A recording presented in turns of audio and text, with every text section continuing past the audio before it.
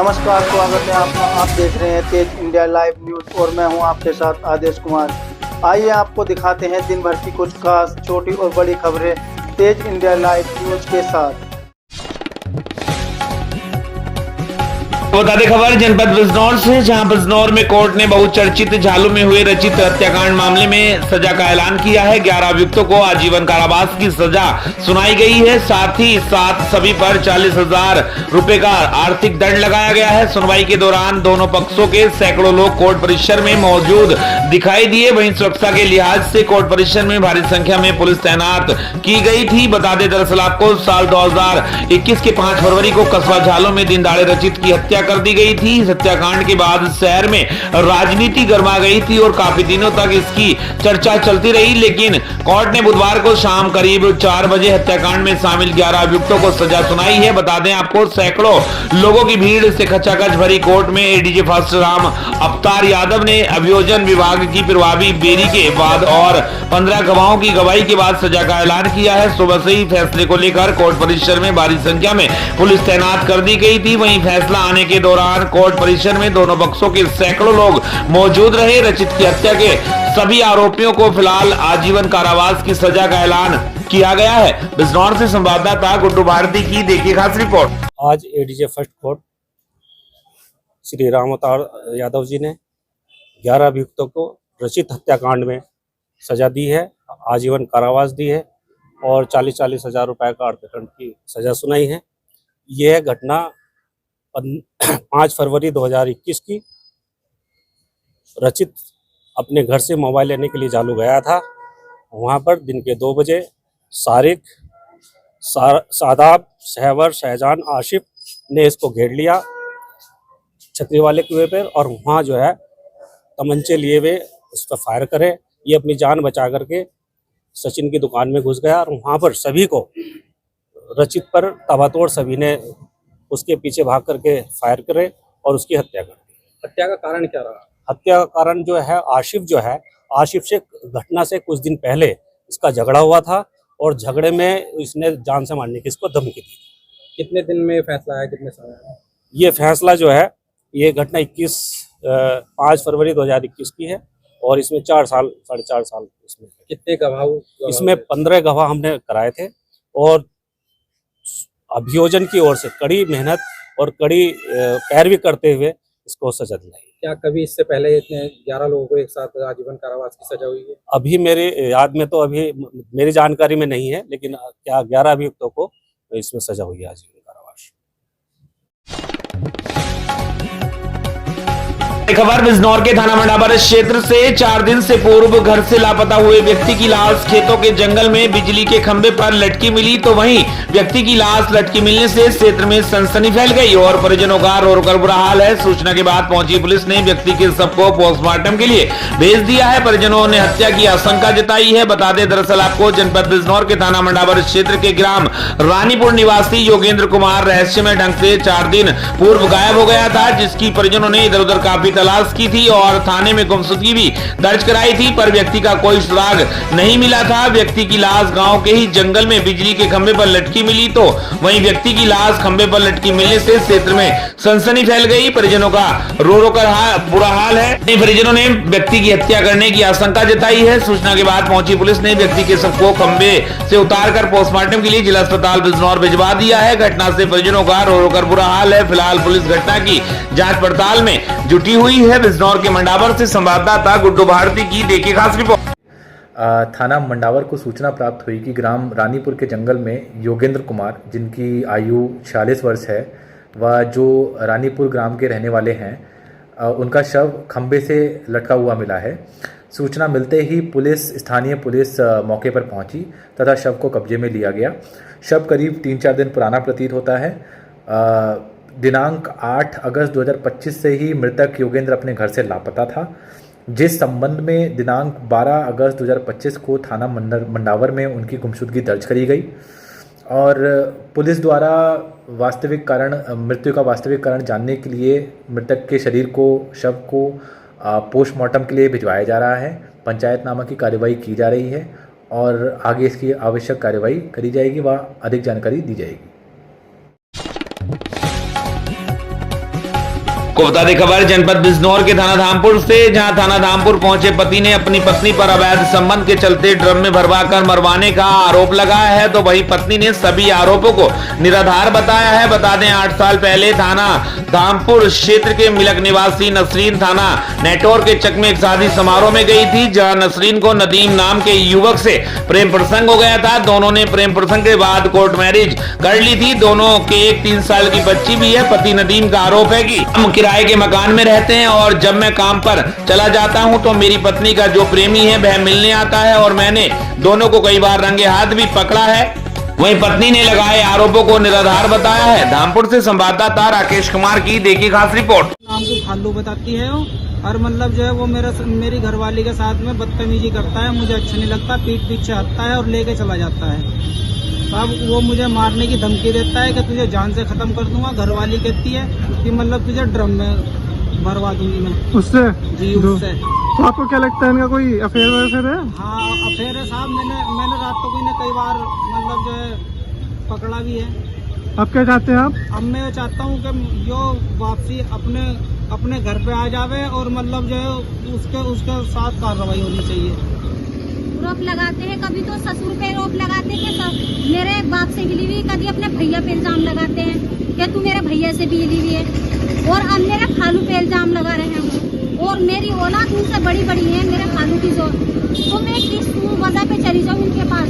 और इस कदर मारते हैं मुझे, नंगी करके कपड़े फाड़ देते हैं और मिर्चियों का डिब्बा ठा के, और इतनी बुरी हालत करके मारते हैं ना कि मुझसे बर्दाश्त नहीं होती।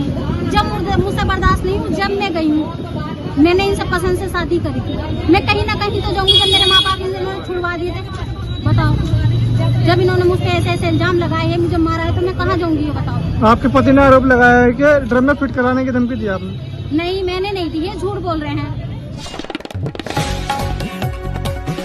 बता दें खबर जनपद बिजनौर से, जहां लाइफलाइन हॉस्पिटल के डॉक्टर पर पत्रकारों से अभद्रता और मारपीट का आरोप लगा है। बता दें कपड़े फाड़े, दौड़ाकर पीटा, लोकतंत्र के चौथे स्तंभ पर हमला करने का बड़ा आरोप लगा है। बता दें बिजनौर में बुधवार शाम करीब 8:30 बजे लाइफलाइन हॉस्पिटल के मुख्य चिकित्सक डॉक्टर चहल ने खुद और गुंडे बुलवाकर बदतमीजी और मारपीट की। उन्होंने अस्पताल पहुंचे लगभग 15 से 20 पत्रकारों के साथ गंभीर अभद्रता और मारपीट की है। प्रत्यक्षदर्शियों के अनुसार विवाद के दौरान कई पत्रकारों को दौड़ा कर पीटा गया है, उनके कपड़े तक फाड़ दिए गए हैं और उन्हें अस्पताल परिसर में जबरन बाहर निकाला गया है। पत्रकारों का कहना है कि यह घटना न केवल व्यक्तिगत हमले का मामला है, बल्कि लोकतंत्र के चौथे स्तंभ मीडिया पर सीधा हमला है। मौके पर मौजूद पत्रकारों ने बताया कि डॉक्टर चहल का व्यवहार अत्यंत अपमानजनक और हिंसक था। घटना के बाद सभी पत्रकार संगठनों और मीडिया बंधुओं ने इस मामले की कड़ी निंदा की है और प्रशासन से मांग की है कि दोषी डॉक्टर के खिलाफ तत्काल कड़ी कानूनी कार्रवाई की जाए। पत्रकार संगठनों ने चेतावनी दी है कि यदि मामले का शीघ्र समाधान नहीं हुआ तो संयुक्त रूप से आंदोलन किया जाएगा। बिजनौर से संवाददाता राकेश कुमार की देखिए खास रिपोर्ट।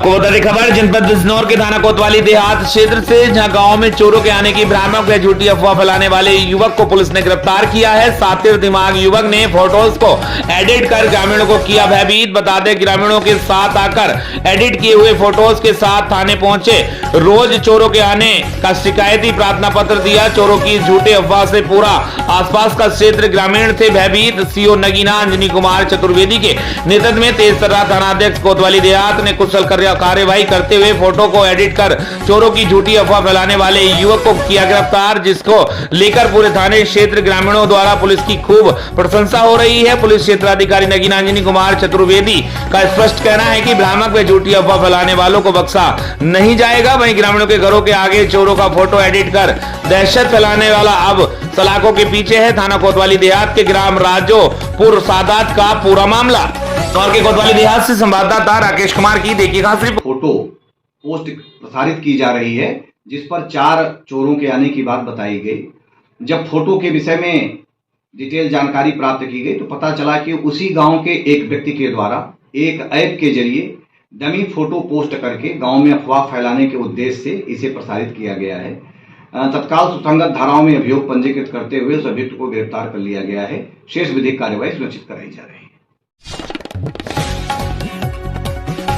ताज़ा खबर उत्तर प्रदेश के जनपद शामली से, जहां दादा इलाही कृषि जमीन बेचने व पिता को गुम करने का आरोप। बता दें जिंजाना थाना क्षेत्र के जाटान खानपुर गांव के युवक मोहित राजपूत ने शामली जिलाधिकारी कार्यालय पहुंचकर एक शिकायती पत्र दिया है। इस शिकायती पत्र में अपनी दादी माया व उसके भाई हरजीत और चाचा बलराम पर आरोप लगाया है कि उन्होंने उसके सीधे साधे कम दिमाग पिता को नशा कराकर उनकी 3 बीघा जमीन किसी सरदार को बेच दी है और उनके पिता सालग राम को भी गुम किया हुआ है और इनके पिता का कोई हिस्सा इनको नहीं दे रहे हैं। उन्होंने अपने पिता के हिस्से की करीब 6 बीघा जमीन दिलाए जाने की मांग की है। मोहित के चाचा बलराम ने बताया कि सालग राम एक बीमार व्यक्ति के साथ चंडीगढ़ गया हुआ है और वह उनका हिस्सा देने को तैयार है, मगर वे अपने पिता को संभालने और जो कुछ कर्ज है वह भी दे दे। संवाददाता सिलेक्शन वर्मा की देखी खास रिपोर्ट। जी मेरा मोहित है। मैं जी गांव जटान से थाना जिंजाना से हूँ। मैं अपनी जमीन की शिकायत लेकर डीएम साहब के पास आया। क्या शिकायत की है? शिकायत ये है जो मेरी दादी है माया पति तेजपाल सिंह और जो मेरे चाचा है बलराम पुत्र तेजपाल, वो मेरे पापा की ज़मीन बेच दी 3 बीघे। मेरे पापा के हिस्से में 6 बीघे ज़मीन आ रही है, उसमें से उन्होंने 3 बीघे सरकार को बेनामा करवा दिया है। और जो मेरे दादी का भाई है हरजीत सिंह टूटली से राशन डीलर है, वो ये सारा काम करवा रहा है। करीब 4-5 दिन से मेरे पापा लापता हैं, तो उन्होंने नशा करके या कुछ करके उन्हें लुक छुपा दिया है। हम सरकार से दरख्वास्त है कि हमारे जो पापा के हिस्से की ज़मीन है वो मेरे और मेरे भाई के हिस्से में आए, हमें अपना हिस्सा मिलना चाहिए।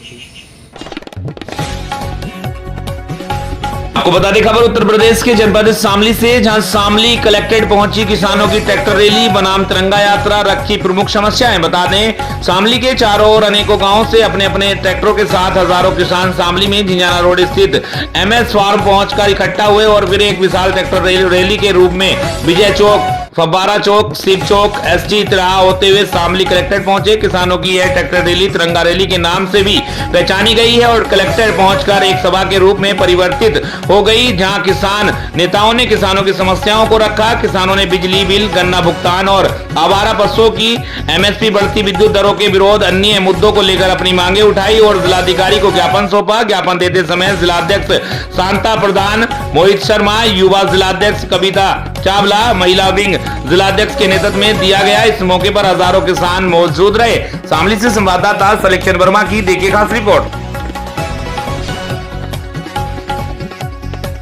आपको बता दें खबर उत्तर प्रदेश के जनपद प्रयागराज से, जहां आंदोलन के दूसरे दिन नहीं निकला कोई समाधान। आंदोलनकारियों ने पदयात्रा कर जिला मुख्यालय में स्वतंत्रता दिवस मनाने की कही बात। बता दें प्रयागराज जनपद के 12 तहसील क्षेत्र अंतर्गत ग्राम सभा परवेजाबाद में डीप हॉल ब्लास्टिंग और मुस्सर बस्ती की समस्याओं को लेकर 12 अगस्त से आंदोलन कर रहे हैं, जिस पर नायब तहसीलदार 12 विजय कुमार द्वारा आश्वस्त कराया गया था कि आपकी समस्याओं का निस्तारण किया जाएगा, लेकिन खनन अधिकारियों के अनुपस्थित के कारण कोई नहीं आ सका, जिस पर नायब तहसीलदार द्वारा आंदोलन की अगुवाई कर रहे भारतीय किसान यूनियन प्रयाग के जिला उपाध्यक्ष ऋषि पांडे से मोबाइल के माध्यम से बातचीत हुई, जिसमें कहा गया कि 14 अगस्त को सारे अधिकारियों के साथ आकर समस्याओं का निस्तारण किया जाएगा। जिस पर जिला उपाध्यक्ष ऋषि पांडे का कहना है कि अगर 14 अगस्त को कोई अधिकारी नहीं आया तो हमें मजबूरन जिला मुख्यालय प्रयागराज को प्रस्थान करेंगे और अपना स्वतंत्रता दिवस जिला मुख्यालय प्रयागराज में ही मनाएंगे। प्रयागराज से संवाददाता जय कुमार पांडे की देखिए खास रिपोर्ट। आज हमारे आंदोलन का दूसरा दिन है। कल नायब साहब आए थे, उन्होंने कहा कि हम कल खनन अधिकारी को लेके आएंगे और सारी समस्याओं का निदान करवाएंगे। आज पूरा दिन बीत गया, कोई समस्या का समाधान नहीं हुआ, कोई अधिकारी भी नहीं आया। अभी नायब साहब का फ़ोन आया था, उन्होंने कहा कि आज लोग बिजी हैं, नहीं आ पाए, कल हम पक्का आएंगे। तो अगर वो कल नहीं आते हैं तो हम लोग उनका 12 से 1 बजे तक इंतज़ार करेंगे। अगर वो नहीं आते हैं तो हम लोग पदयात्रा निकालेंगे, अपना स्वतंत्रता दिवस जिला मुख्यालय में ही मनाएंगे। अच्छा, आपकी कोई आगे की रणनीति? आगे की रणनीति यही है कि पदयात्रा करके हमको जिला मुख्यालय पहुंचेंगे, अपना स्वतंत्रता दिवस जो है वहीं मनाएंगे और जो भी किसानों के मुद्दे हैं, मजदूरों के मुद्दे हैं, मुसहरों के मुद्दे हैं, सारे मुद्दों को वहीं उठाएंगे, उनसे ही बात करेंगे। और आपका इस पार्टी में पद और कुछ नाम? हमारा नाम ऋषि पांडे है, जिला उपाध्यक्ष भारतीय किसान यूनियन प्रयाग। बता दें खबर हरियाणा के कुरुक्षेत्र से, जहां श्री कृष्ण जन्माष्टमी के उपलक्ष्य में चल रही प्रभात फेरियों की श्रृंखला में आज की प्रभात फेरी का आयोजन डॉक्टर सुदर्शन चूक व डॉक्टर विभा चूक के सौजन्य से सरस्वती मिशन हॉस्पिटल में बड़े हर्षोल्लास और श्रद्धाभाव के साथ हुआ। बता दें प्रभात फेरी में भजन संकीर्तन का विशेष आयोजन हुआ। भजनों की श्रृंखला में डॉक्टर विभा चूक द्वारा गाए गए भजन से श्रद्धालु आत्मविभोर हो गए। कार्यक्रम में स्वामी ज्ञानानंद जी ने अपने संबोधन में श्रद्धालुओं को संबोधित करते हुए कहा कि सुबह के समय में गाए गए भजन का भाव से व भजन भाव सुनने से मन को शांति मिलती है और प्रभु चरणों में ध्यान लगता है। उन्होंने कहा कि जन्माष्टमी का पर्व सारे भारत देश में बड़े हर्षोल्लास के साथ मनाया जाता है। पूरे देश श्री कृष्ण जन्म पर भक्ति में हो जाता है। कार्यक्रम के समापन पर गीता मनीषी स्वामी ज्ञानानंद जी ने चूक परिवार को ठाकुर जी को स्मृति चिन्ह देकर सम्मानित किया। इस अवसर पर श्री कृष्णावती चूक, भविष्य चूक, Surendra Chuk, Anubhav Chuk, doctor Dinesh Singla, doctor Amit Arora, doctor Vivek Bansal, doctor Ravi Garg, Satish Saini, Prempal Puri, Shivcharan Bahl, Ashish Chakrapani, doctor Sandeep Tiwari और योगेश गुप्ता सहित सैकड़ों श्रद्धालु उपस्थित रहे। आगे कुरुक्षेत्र से संवाददाता सुरेश वर्मा की देखिएगा प्रभाव नहीं। तो ऐसी हर चीज में ये सत्वगुण, रजोगुण, तमोगुण हर चीज में आप देखेंगे, यज्ञ में, दान में, तप में, हर चीज में समय के साथ भी 3 गुण हैं। प्रातः काल का जो समय होता है शुद्ध शांत, ये सत्वगुणी समय होता है।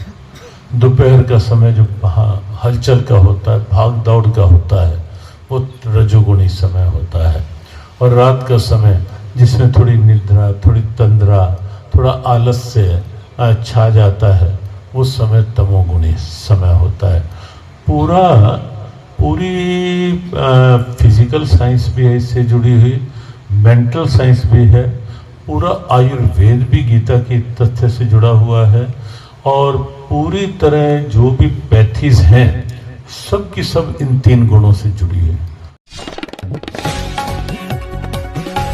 खबर बिहार के गया से, जहां माइक्रो फाइनेंस कंपनियों के अत्याचार पर रोक लगाने, माइक्रो फाइनेंस कंपनियों के नियंत्रण के लिए नियामक संस्था बनाने, जीविका समूह की सभी महिलाओं को रोजगार से जोड़ने, माइक्रो फाइनेंस कंपनियों और महाजनों की मनमानी सूदखोरी के अत्याचार से मृत परिवार के बच्चों को 20 लाख रुपए मुआवजा देने, सहारा में जमा महिलाओं की बचत राशि का अविलंब भुगतान करने, हर पंचायत में सरकारी बैंक खोलने और सालाना 2% की दर पर महिलाओं को कर्ज मुहैया कराने इत्यादि मांगों के साथ अखिल भारतीय प्रगतिशील महिला एसोसिएशन एपवा की राज्य स्तरीय आह्वान पर गयाजी में अंबेडकर पार्क टावर चौक तक कर्ज मुक्ति मार्च में दर्जनों महिलाएं शामिल हुई। मार्च को संबोधित करते हुए एपवा जिला सचिव रीता बणवाल ने कहा कि बिहार में माइक्रो फाइनेंस कंपनियों का जाल गांव-गांव, शहर-शहर तक फैला है। रोजगार का अभाव और आमदनी की कमी के कारण घर चलाने के लिए महिलाओं को कर्ज लेना पड़ता है। समय पर किस्तें नहीं देने के कारण पूरे परिवार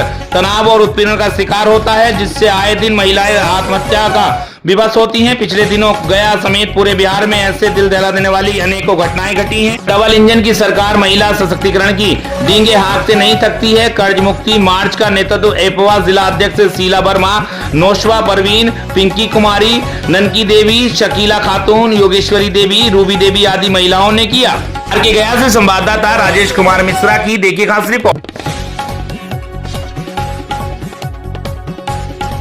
तो बता दें खबर छत्तीसगढ़ के जिला मुंगेली से, जहां सरस्वती शिशु मंदिर बरेला में निकाली गई तिरंगा यात्रा, दिया एकता का संदेश। बता दें नगर पंचायत बरेला अंतर्गत संचालित संस्था सरस्वती शिशु मंदिर उच्चतर माध्यमिक विद्यालय बरेला में तिरंगा यात्रा निकाली गई। कार्यक्रम का शुभारंभ मां सरस्वती ओम और भारत माता के समक्ष दीप प्रज्वलित कर कार्यक्रम का किया गया। कार्यक्रम में ग्राम शिक्षण समिति के अध्यक्ष संजय निर्मलकर, उपाध्यक्ष नोहर सिंह ठाकुर, संयोजक राकेश सिंह बैस, सचिव मुकेश पटेल, विजय दीवान एवं नगर पंचायत अध्यक्ष नरेश पटेल उपस्थित रहे। यह तिरंगा यात्रा विद्यालय से प्रारंभ होकर बड़े बरेला, महामाया मंदिर, कुमारपारा, ठाकुरपारा होते हुए राम जानकी मंदिर से सेमर चुआ रोड, छोटे बरेला होते हुए विद्यालय में संपन्न हुई। कार्यक्रम में सरस्वती शिशु मंदिर के प्राचार्य विनोद पटेल, संतोष पटेल, कृपाल सिंह दुर्ब, अखिलेश कश्यप, भारती देवागन, ललित दुरी, मुस्कान परवीन, स्मृति पटेल, आरती दिवाकर, अंजनी निर्मलकर, भारती डस्टेना, रेशमा ठाकुर, सोनिया कश्यप एवं सभी छात्र छात्राएं उपस्थित रहे। इसी संवाददाता अतुल गुप्ता की देखिए खास रिपोर्ट।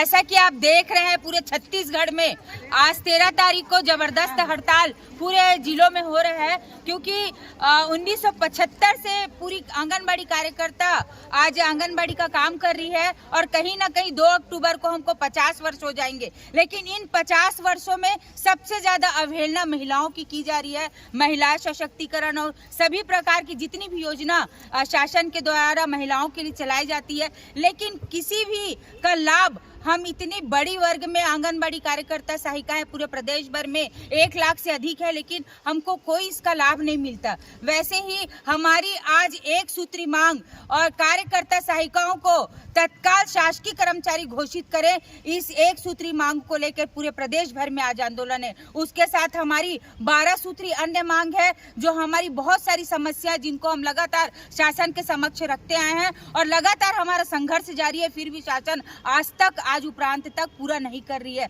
और ना ही इसके लिए कोई संवेदनशील है, ऐसा कुछ प्रतीत होता है। आपको मैं बता दूं कि 1 महीने में हमने करीबन 70 लाख फॉर्म जो भरे थे बीजेपी सरकार के आने के बाद में, और कहीं ना कहीं सब आशान्वित थे कि इतनी सारी महिलाओं के लिए कुछ कर रहे हैं तो बिल्कुल आंगनबाड़ी कार्यकर्ता सहायिकाओं को भी देखेंगे। 1 महीने हमने दिन रात एक करके 70 लाख फॉर्म को भरा और कहीं ना कहीं बीजेपी सरकार को हम सत्ता पर लाए कि ये हमारे लिए आगे कुछ करेंगे, लेकिन जैसे ही वो सत्ता पर आते हैं हमको किनारे कर देते हैं। और आज भी उन फॉर्म को लेकर महतारी वंदन योजना को लेकर लगातार परेशानियों का सामना कर रहे हैं। ऐसी कई परेशानियां हैं जो हमारी कार्यकर्ता बहनें, जैसे कि मोबाइल में काम करना हमारे लिए इतना दुभर हो गया है कि लगातार दिन भर सुबह से लेकर रात तक हम मोबाइल देखते रहते हैं और कहीं ना कहीं हम आंगनबाड़ी कार्यकर्ता को छोड़कर एक कंप्यूटर ऑपरेटर हो गए हैं। कंप्यूटर ऑपरेटर का भी आज की स्थिति में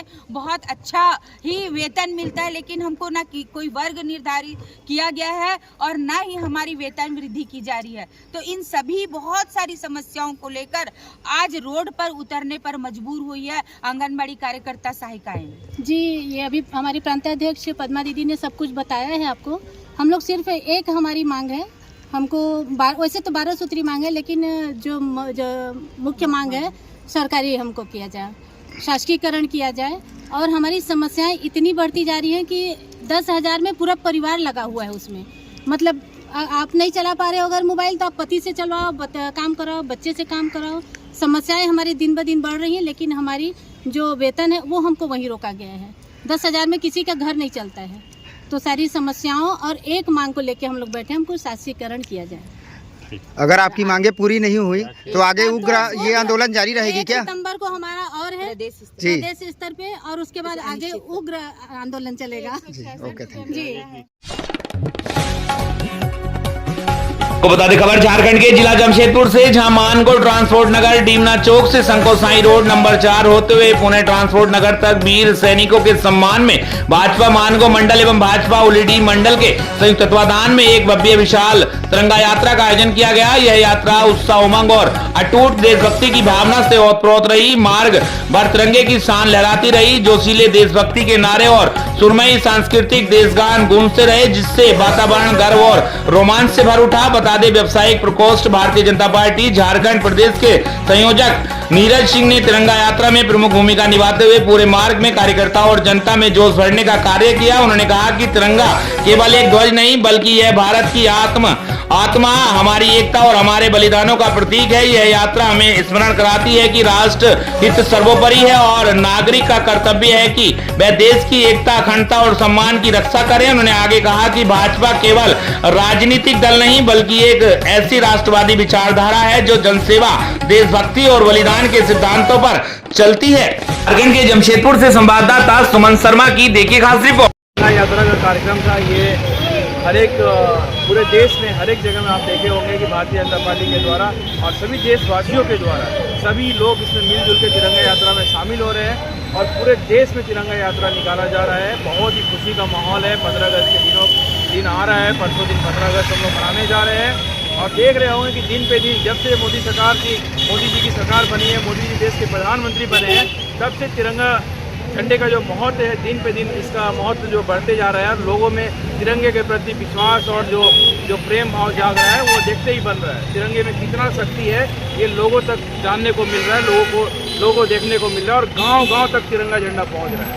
ऐसे में आपके माध्यम से सबको शुभकामनाएं देना चाहते हैं कि 15 अगस्त आने वाले दिनों में अच्छे तरीके से लोग 15 अगस्त को मनाएं, खुशीपूर्वक मनाएं और पूरे देश का मान सम्मान को हमेशा ऊंचा रहे।